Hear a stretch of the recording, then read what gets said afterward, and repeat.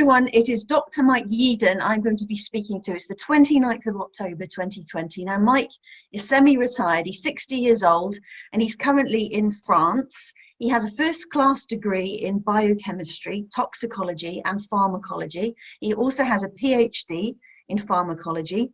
He was at Pfizer for 17 years, left in 2011 as the Chief Scientific Officer and Vice President for Allergy and Respiratory Research. Really good to speak to you. We've been chatting a little bit over the last few weeks. I know you're in France at the moment. It's a difficult time. What I want to say to you first, to make this current, we're going to be talking about the media. We're going to be talking about where you've been able to share your concerns so far, your view is of the media, what your view is of the government, what your view is of somebody called Sir Patrick Vallance, who you used to work with, and also what you think about in terms of the British public and where we're going in terms of democracy and your concerns for the future and where we're at the moment with regard to lockdown, because you're obviously in France, where it's just been announced there's this lockdown situation. So first of all, I just want to ask you, challenge you here. I've just looked at the daily death counts. So over the last few days, 151, 102, 367, 310. It is going up, and it does look like it's doubling right at the end of the curve. So is it right that these measures are taking place right now with all these lockdowns and potentially a national lockdown? It is my opinion that the pandemic, the coronavirus pandemic in the UK finished at the end of summer. I believe that because nearly a third of the people had prior immunity from because they've been exposed to related viruses. That's how the immune system works. About another third have been exposed during the pandemic and are now immune. And if I'm right, there are too few people left in the country to support the kind of outbreak that the government tells us is occurring. So a couple of problems there. How can that be? Well, I believe that the industrialized molecular biological technique called PCR, so it's never been used on the scale it's being used. I think it is currently throwing up an enormous number of false positives. That is, when the test is positive, even though there wasn't virus in the sample. And what that does is, of course, frighten everybody, because we've tested now, I think, about 30 million people in the UK. We're pushing towards half the population. And a large number of those tests have been recently. And as you know, the definition of a coronavirus death is someone who dies for any reason within 28 days of a positive test. So what I'm telling you, Anna, is that people are dying. They always do, I'm afraid, about 1,700 a day in the UK, or 620,000 a year. They are dying. I don't believe that they're dying of coronavirus anymore. I think they're dying of other respiratory viruses or other non-respiratory causes. So I guess I'm calling out the statistics and even the claim that there is an ongoing pandemic as false. And you might say that's crazy, everybody knows that's wrong. I would point anyone listening to this who wants to check to go to any database that talks about total mortality, that is a body count over time. And when you do that, you will see that the number of deaths on average every day in the UK is absolutely bang on normal for the time of year, not at all higher. In fact, anything slightly lower, and the respiratory death numbers are lower than over the last 5 years at late October. So the important point to note is there are no excess deaths, no excess respiratory deaths.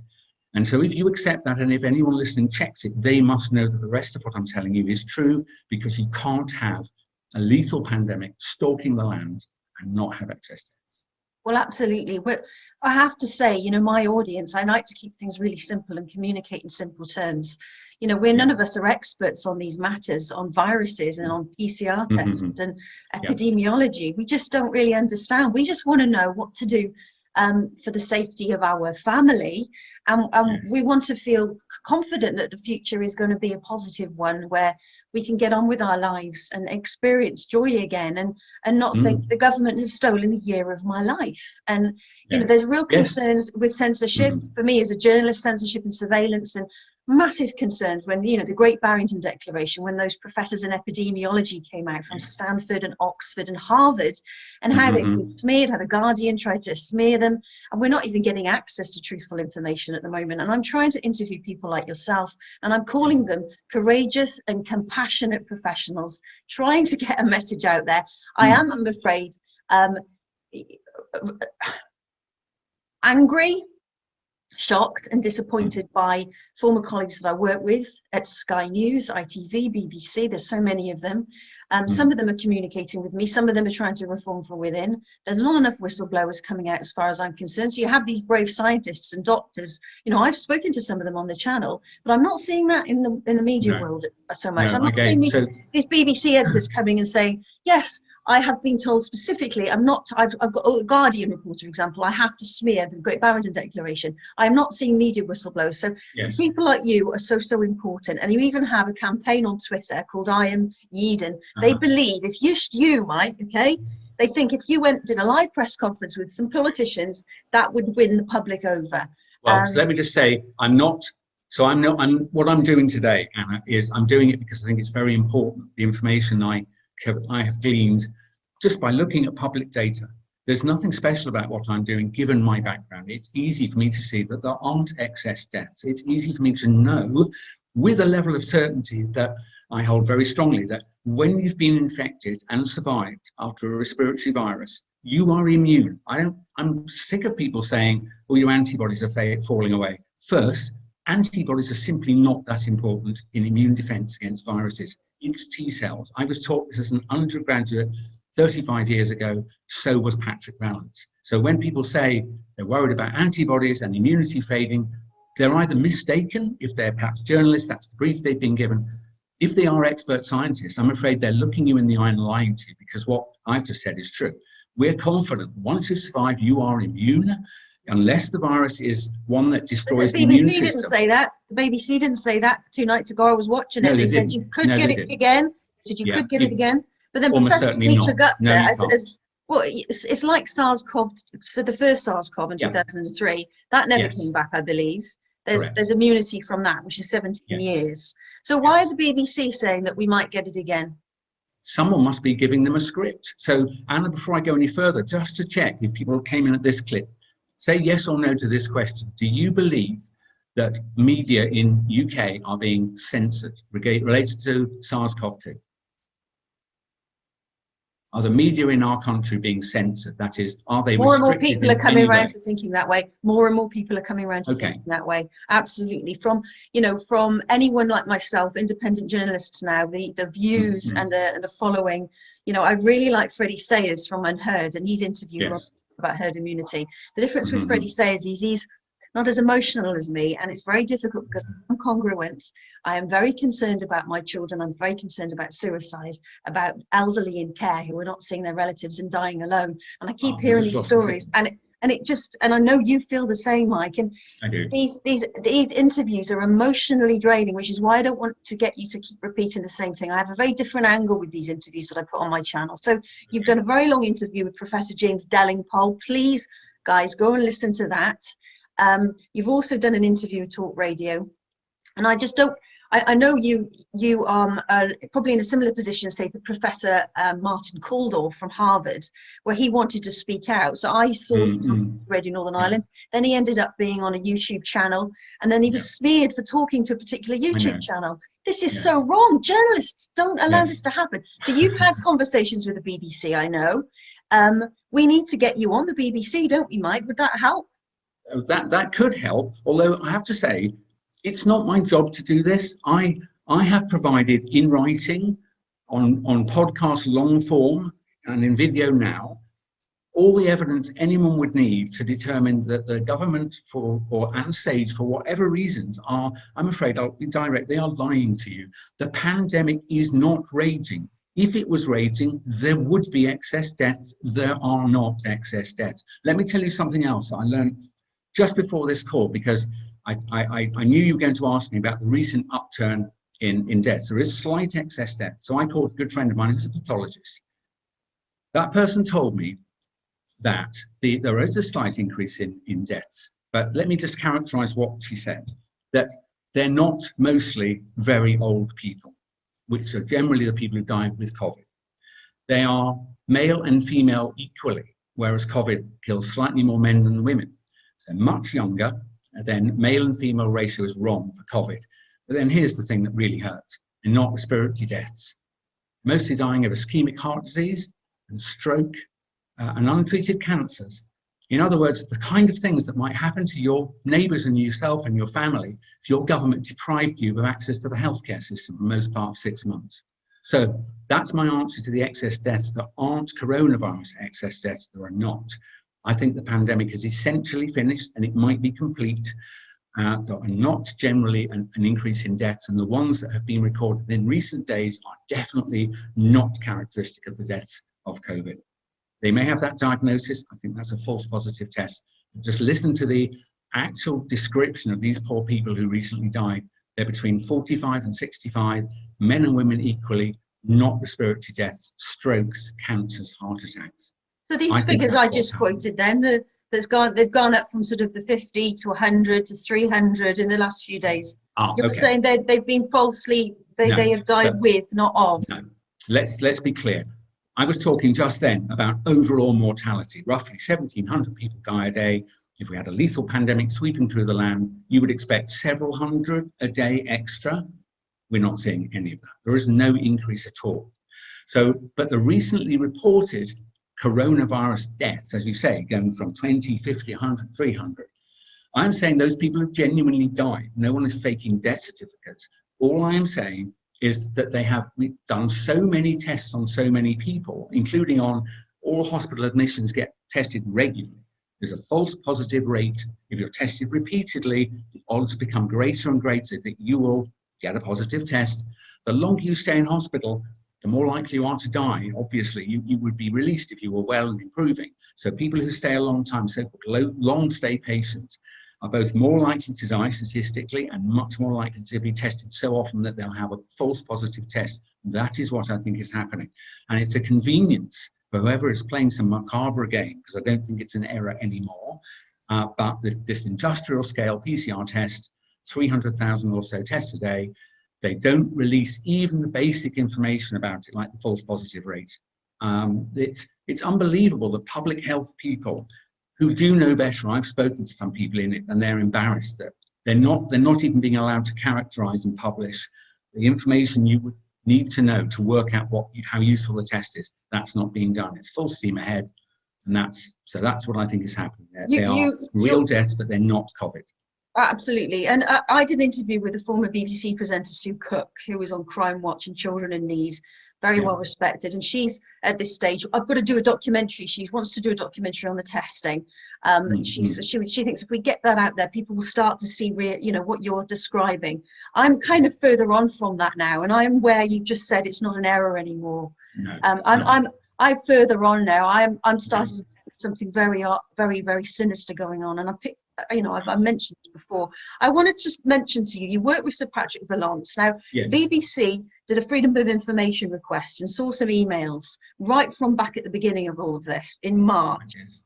On March the 13th, COVID-19 began to sweep across the UK. Sir Patrick Vallance told BBC Radio 4 and Sky News that the country would need to build up some degree of herd immunity. Then 500 academics published a joint letter saying, you can't do this. You're going to allow all these unnecessary deaths. This is the wrong approach. You've got to go lockdown.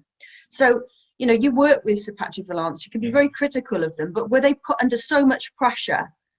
You're killers, basically. You have to lock down, that they changed direction.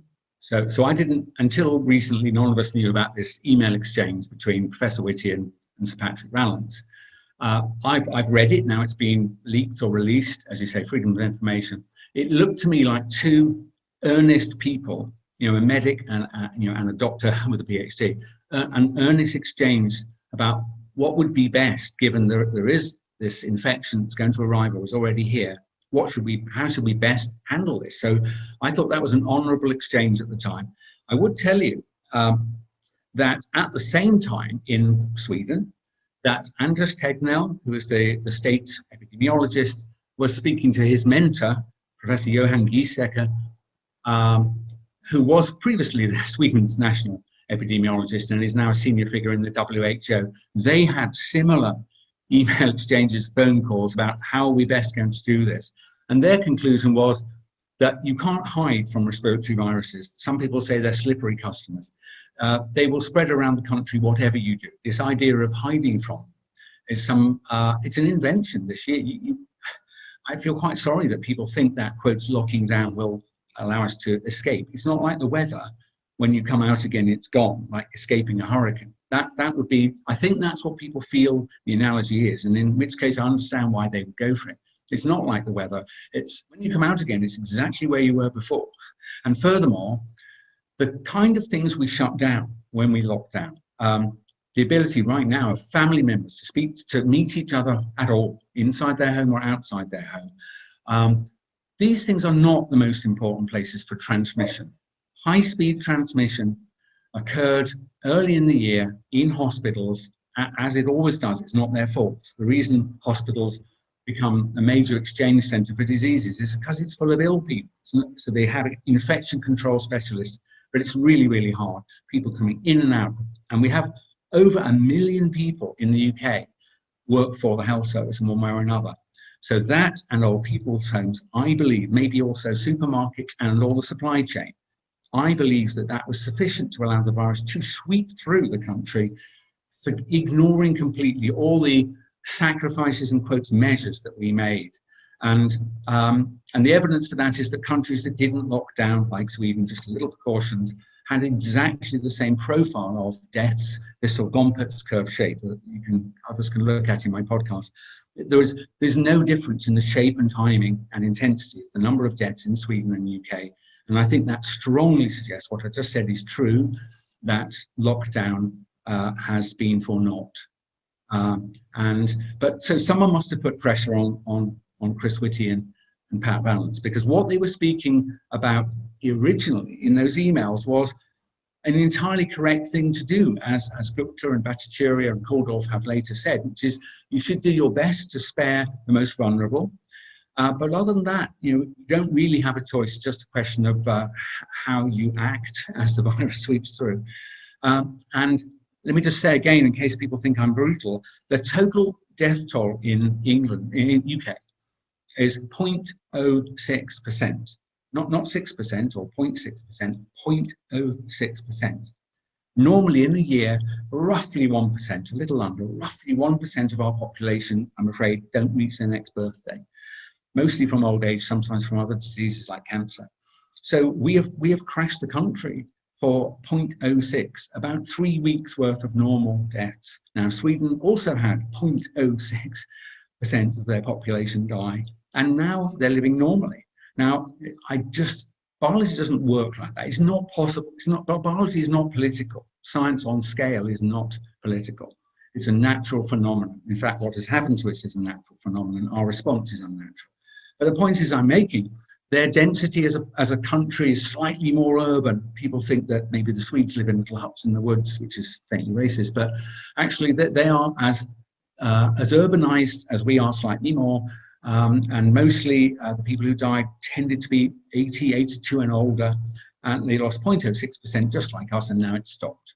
So you could ask yourself, is that consistent with what's happening, claimed to be happening in my country, when this Yeadon guy points out that there have not been any excess deaths since the end of June, and there are not excess respiratory deaths now.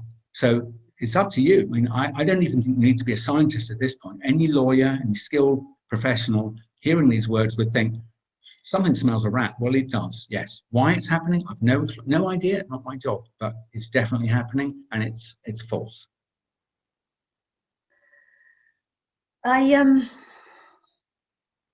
Like I said, it must be draining for you to keep doing these interviews. Do you think you're getting anywhere and getting this message to people? No, I am concerned. I'm not a media person.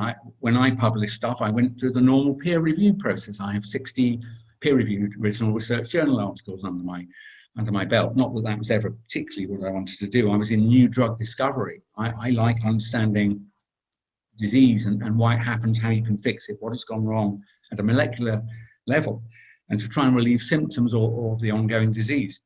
And really, all I've done is applied that same skill set, the sort of, and a scientist knows for inconsistencies, basic things I know that clearly are not being, they're saying things that are happening that I just know are impossible. I should change all the rules of immunology. And so I looked around me, I could see no one in the media saying these things, medical correspondents, science experts, and so on. And so I had no idea. My family used to say, well, we believe you, Dad, but why is no one else saying this? And then someone pinged me the Ofcom coronavirus broadcasting guidelines issued on the day of lockdown in March. And essentially it says that, because, idle speculation might be dangerous, people might not then do what the government says, we're going to ask you to comply with what the government says and their advisors, more or less. That's what it said. And it doesn't seem that unreasonable initially. It's just that the way I've heard it, because I've spoken to people in the media who won't interview me, that it's much stronger than that, that they're simply not, they're not permitted to put on air people with views like mine, even though I'm amply qualified to say this is an alternative view and I think you should look at it, that they will not interview me. And you know that that's pretty much the way it is. We've seen, professors lining up, doctors lining up. We've seen press conferences. The scientific community, the medical community, I have seen, because obviously I've been following this story so closely. I mean, you must have seen the doctors in Germany, ACU 2020. Yes, of course, and Belgium. And Belgium, absolutely. Yes. And I share it. They go, you can't share this on Facebook and Google. Exactly. This is frightening. Yes, exactly. Really same with Twitter. I have put factual things on Twitter that are not only within the law, they're what you would expect people to do in a free liberal democracy, which is to say, I don't agree with what the government's doing, which is all they're saying. And here's some reasons why you might want to consider something else. These tweets get deleted. That's not appropriate. And so you ask me, am I breaking through? I don't think so. The government knows about me. That's rather flattering, but I'm not a threat to them, even though I do think I understand what is happening. I don't know why, but I do think I understand what is happening and how it's being done. But then I'm not a threat to them because I'm not a publicly known figure. And even if I was, I don't have a platform. So what they will do, I think, is benign neglect. They'll just ignore me and say they don't need to answer any charges I make. You've not been, they can't smear you, see, this is what's really interesting. So I've had a senior dialysis nurse facing disciplinary action, for talking on my channel. But then I've had Dr. Reddy Hundekamp, has been on it. She's the resident London GP, sorry, from BBC Radio London, she's the resident GP. I've had GP Ricochet on my channel, no problems. But this senior dialysis nurse, she's not allowed to speak. She's been threatened.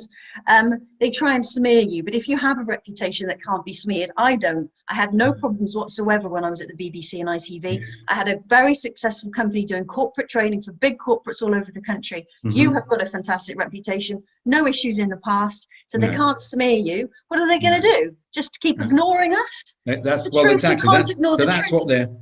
what they're doing. So, for example, I was copied in to an exchange between a concerned constituent, and Mr. Jeremy Hunt, who was the former health secretary. And it was a 3-paragraph reply where this woman had said, why you should be paying attention to Dr. Yeadon's assessment of what's going on. And he said, we're well aware of Dr. Yeadon. It's not a question of suppression, he says. It's simply that the scientific consensus does not agree with him. Really? So, and then he went on to say that it's not even clear that having been infected with COVID-19 leaves you immune. This is very uncertain. And given that, blah, blah, blah. I said, you're kidding. Now, let me just tell you straight. When you are infected by a respiratory virus, it might give you symptoms, might make you ill, and if you're very vulnerable and old, it could kill you, like flu. But when you survive, and 99.94% of the country survived the pandemic sweeping through, I assure you, you are immune. It's like immunology first lesson, first term, first lesson. And we even know how that happens, and you can go back into people and determine that it's true. So if it wasn't true, how did the virus leave your body? I mean, did it just give up halfway? This is the point. Unless you win the battle, it's trying to multiply in your tissues. That's what it does, and you are trying to stop it. And if there's a severe battle, you can get ill, and sometimes you lose and die. But most of the time, that battle is won by your immune system. It's not the force of will. It doesn't give up. So you have to have beaten it. And the way you did it was with your immune system. Right? It's just. But we don't agree with you. You're wrong. The politicians and the media saying you're wrong. No, I understand. You're wrong. I know, I understand. But what I would say is open any immunology textbook about virus infection, but specifically respiratory virus infection, and you'll find a table, and it'll say it'll be the steps leading through respiratory virus infection to immunity. That's the title of the table. It doesn't say the steps that might leave you immune if a politician says you are. That's what happens. The only way it doesn't, because people will think that's funny, he's saying things I know that are not true. You don't get immune to HIV. HIV is not a respiratory virus, but the most important thing in relation to this conversation about it is it disarms your immune system, which is why you don't become immune. It's a toxin in that sense. SARS-CoV-2 and these viruses, they don't do that. They're fairly ordinary. The other way you might end up, as it were, still susceptible to something that sounds similar is like flu, where what they call basically it changes its clothes every year. So you don't recognize it as something you've seen before, and it genuinely makes you ill. You're not immune to it. But things that are stable, like lots of viruses, like the coronaviruses, there are at least 7 in common, well, at least 4 in common circulation, 3 others known. They're stable genetically, they don't mutate quickly. And so once you've had it, your body marks its card, and if it tries to approach you again, you might briefly get infected, you won't get symptoms, you are functionally immune. There's just no question. That's like. Well, let's remind the audience, you were the Chief Scientific Officer and Vice President for Pfizer Global R&D. And you said that's the equivalent of the Chief Scientific Officer for the government. And that company is, what is Pfizer? Yeah, it's a huge multinational research-based pharmaceutical company that sells everything from over-the-counter medicines to the most important breakthrough anti-cancer medicines. So I haven't worked there for 9 years, so I'm not speaking for them. I'm an independent now. But yeah, they're a well-known, venerable R&D-based drug company. And so when I worked there, I was the most senior research person for respiratory inside the whole company. So I was the equivalent, I was the equivalent for Pfizer's respiratory for what Sir Patrick Vallance is for the country. I would provide advice and guidance in respiratory. Yes. So from following this interview, people could continue to close their eyes, shut their ears, and not listen to what you're saying, okay? Or they can maybe they can go to protests. They can join community groups. They can write to journalists. They can write to politicians. They could do something, couldn't they? What do you recommend people do if they listen to you and they agree with you and they want to do something about it? So I would say it's a great question. There will be lots of people, I hope, who will hear this, who belong to professional bodies that will have they will have as it were, a board behind them, like the Royal Society, something like that, the BMA, British Pharmacological Society, which I'm a member, was a member. There are lots of learned societies, professional groups, probably dozens of them. And you don't need to be an epidemiologist or an immunologist, but you need to take a view that since there's not excess mortality, since the PCR testing in the summer was proven to have false positives that probably accounted for most of the cases. Do you remember that exchange between Julia Hartley-Brewer and Matthew Hancock? Well, I was kind of behind that because I could smell around then. So once you accept that the PCR test has a false positive rate, I think people should demand to know what that number is. You're not being told. If it's a few percent, that accounts for all the positives you're seeing now. End of pandemic. Remember that I've told you that there are no excess deaths. It's the thing that's pathology that's stalking land right now is the government's PCR testing system. Testing the well population, people aren't ill. It's just a madcap thing.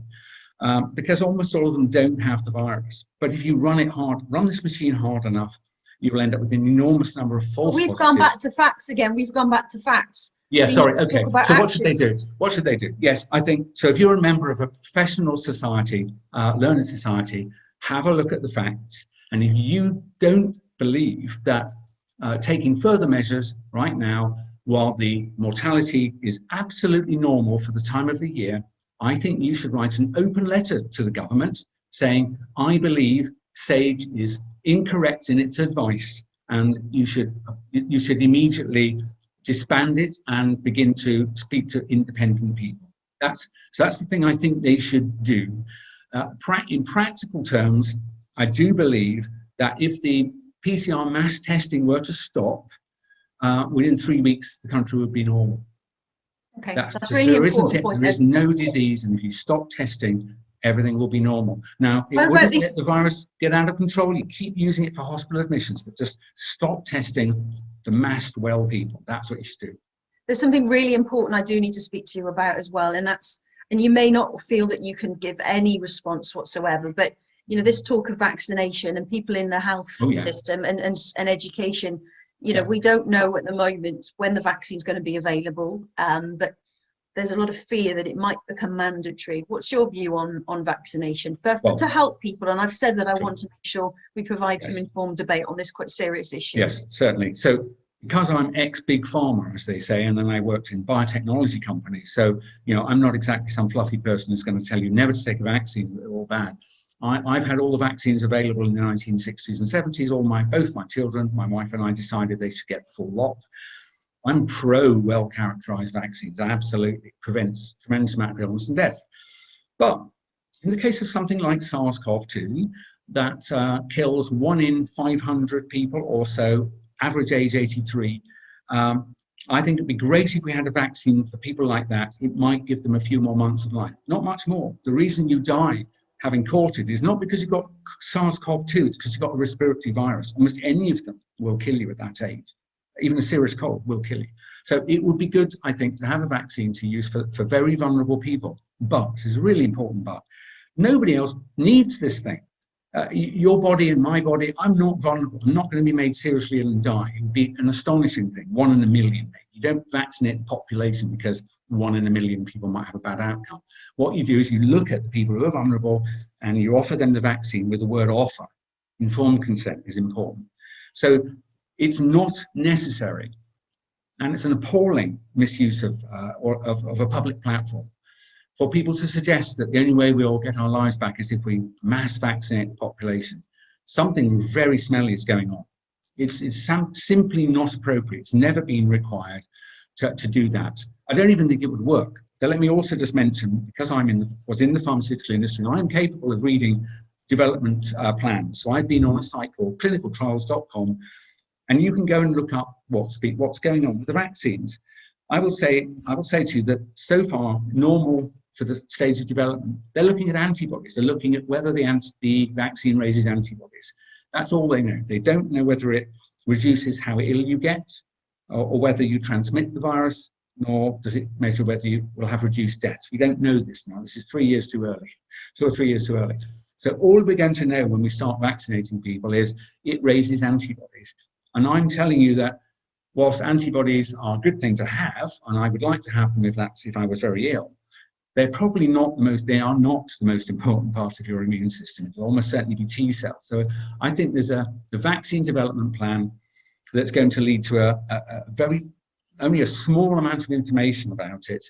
And then, as I said earlier, you don't need it. You know, if you're young, middle-aged, even slightly in my age, 60 and well, you're really not very vulnerable. So I'd say if you would not have considered a flu vaccine in the normal course of events coming up to this winter, I don't think you should even consider taking this vaccine. But the main problem I have with it, as you mentioned, is this notion of being mandated or even coerced. So you don't have to, but you can't travel if you don't. That's the sort of thing. I want your viewers to know that that's illegal under international law. That after the Second World War atrocities of Dr. Mengele and other doctors in Japan, where they performed experiments on humans that led to their deaths, we and others in the post-war consensus led to an international law that says that no medical procedure may be performed on a human being without their informed consent, and they must benefit from it, and about 10 other things, but that's basically at the heart of it. Your government doesn't have the right to override that law. So if people are saying you've got to, otherwise you can't go shopping, or you can't go to work or travel, take them to court. It's absolutely illegal, and no one should stand for it. But to say again, I'm pro well-characterized vaccines. If you're elderly, frightened, and vulnerable, and it's available, I would say work with your doctor, consider it. Maybe you should. But everybody else, you don't need it, and something very odd is going on. I don't know what Something is going on, and anxiety doesn't help the immune system, does it? So, you know, my son's in year 7, and one person got tested positive, and the whole school sent home for 2 weeks. And then he goes back to school, and he may come back. And that's not where I want my child to be living a life like that going on. Why are they doing that? Well, this is what worries me. So if they're doing that, what's the end game? And people keep saying, what's the end game? Which is why I'm worried that mandatory vaccination might come in. But we don't know, do we? We don't. I've really no idea. So people often ask me, in fact, it almost seems to be a condition for accepting anything I have to say. well, why would they do that? And I honestly answer, I don't know. You know, I'm not a detective or a politician, but that shouldn't take away from whether I'm right or not. So back to the facts, there are not excess deaths right now. But that's not what the BBC tells you every night. I'm never going to trust them again, by the way. I listened to the BBC for 41 years, never coming back in my ears because they've just lied in my face all year. So there are not excess deaths. There are not excess respiratory deaths right now. The slight uptick of a few hundred non-respiratory deaths that have been reported recently, I think, are the consequence of restricted access to the NHS. So I don't want anyone flinging that at me saying, oh, you're wrong about excess deaths. Those deaths are just what you'd expect if you restrict access to the health system to a population for 6 months. And what do you expect was going to happen?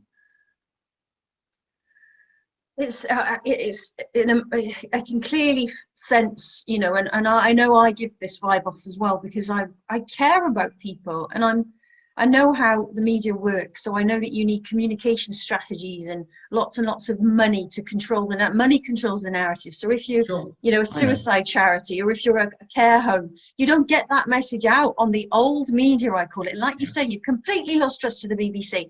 I would just like to finish the interview by saying thank you for sharing your so bravely. You know, you've got nothing to gain from this whatsoever, No, and neither have I. No. I want to go back to what I was doing before. I was earning good money. too. It was easy. This is stressful. It's I upsetting. want to spend time with my wife. I want to hug my children. And we've got one grandchild, Freddie, and we love him, and we want to be able to pick him up. We're not supposed to, so we're kind of not going to. I don't agree with the laws. Are completely mad, but I'm a guy. I comply with laws. I then argue against them. But at the moment, I'm even told if I do that, then I'm somehow dangerous. But anyway, yeah, I want to go back to normal, and I'm very worried about what's coming, and that's why I've got involved. I have nothing to gain.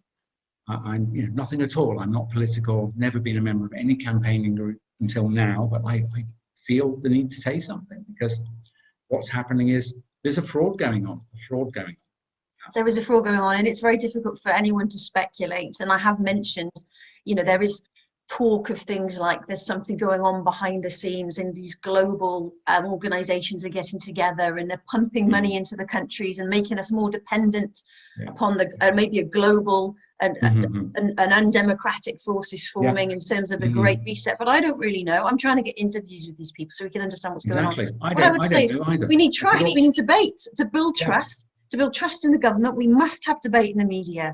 We must allow these fears and concerns and facts to be talked about in a calm and rational way. But you don't want to speculate either, I should imagine. No, I don't.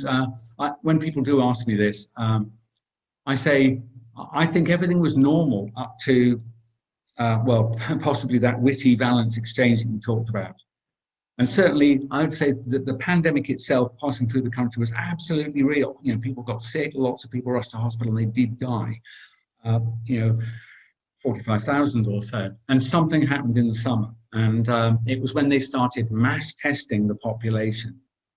That's when I became deeply suspicious. That's when I started looking at the assay itself. I've used tests like this, so it's not difficult for me to look at it. And I thought, that's funny. They're not telling us what the false positive rate is. And I went through government documents and I found an internal document that more or less said, don't use this test because we don't know the characteristics. So something happened around June, maybe earlier. Something happened then, and now you're in lockdown. You're in France. You're in lockdown. We never thought we'd be in lockdown again. How did that happen? We're in lockdown. Well, of course, this is the bit that's very, very important. I don't know. It could be that the lockdown this spring was done. Maybe there was political pressure. The media certainly pressured the government into doing something. Personally, I knew at the time that it's not going to make any difference because people don't pass the virus to each other as they pass in the streets or chatting to your neighbour. So the locking down bit, I could tell what it would do is stop the economy and inhibit civil society. But I knew it would do nothing to transmission. Because mostly transmission happens where ill people meet other vulnerable people, hospitals, care homes. Sorry, that's true. And that's why the profiles are the same in countries that didn't lock down. But I almost wonder, did they make us lock down because it has conditioned us? See, now we're ready. We're ready to go and lock down again. I've just told you there are no excess deaths. There haven't been for 4 months. What are you doing? You're walking into voluntary house arrest when there is not an excess death signal. Why are you doing that? Seriously, ask yourself, why are you going to be willing to be locked down, quotes, to get away from a virus, which I'm telling you, is not present, because if it was, you'd have lots of excess debt. That's why I'm very fearful, because it doesn't make any sense. And I think there are no benign outcomes. I'm not going to speculate. There are no benign outcomes from this. It doesn't make any sense. I'm aware No, of it 3 doesn't. groups. One of them is called Us for Them, which is campaigning for children's rights. Another one called Keep Britain Free. Another one called Save Our Rights UK.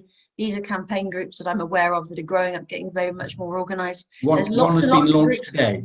There's one, I think it's called Yep. Recovery UK. Yep. Recovery UK, reported in the paper today. So I've said I'll join that as a scientist. I'm not a politician, but I will, if they want someone to speak on science, I will do that. And I'm not a campaigner or a protester either. And people contact me. These organisations are growing. They're getting more organised. You know, there's lots of them as well in little groups in Stroud, for example, and Dundee, all around the country on Facebook. Great. And it's about them getting together, I think, and working out how they want to approach the situation if they feel it doesn't make any sense, which is what you've kind of a lot of people are feeling at the moment. So is there anything else you'd like to add before we finish the interview? And thank you again for doing this. No, only just to repeat again, for those who come in right at the end, you can say what my qualifications were. So there are at present no excess debts in the UK.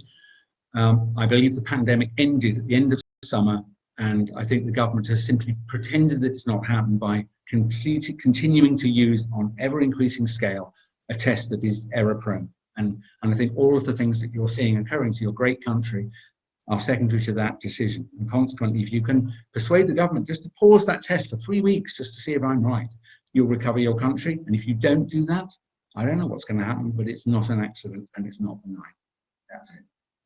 Thank you so much. Well, I tell you something, Dr. Mike Yeadon, you have performed a responsibility and your duty to your fellow man by sharing this information. I have by being a journalist and giving you a platform. Thank you, Anna, for Let's doing it. leave it to the public to decide what they want to do from this point onwards, I think.